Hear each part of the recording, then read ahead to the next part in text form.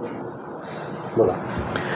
महाराष्ट्रात आणि देशामध्ये आरक्षणाच्या मागणीची आग लागलेली असतानाच त्यातच मागासलेल्या जातींना समाजाच्या बरोबरीमध्ये उभं करण्याकरता डॉक्टर बाबासाहेब आंबेडकरांनी संविधानामध्ये मागासवर्गीय, आदिवासी, ओबीसी इतर सगळ्या प्रवर्गांना रिझर्वेशन त्या ठिकाणी दिलं.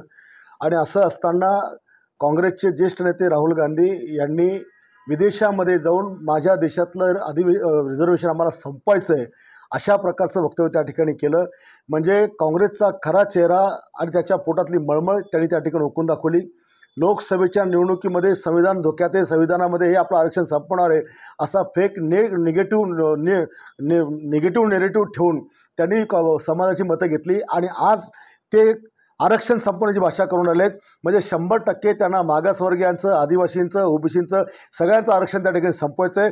या राहुल गांधींनी हे जे शब्द बोलला की आम्हाला आरक्षण संपवायचं आहे, माझं आव्हान आहे की या राहुल गांधीची जो जीभ छाटेल त्याला 11 लाखाचं बक्षीस मी माझ्या वतीने त्या ठिकाणी देईल.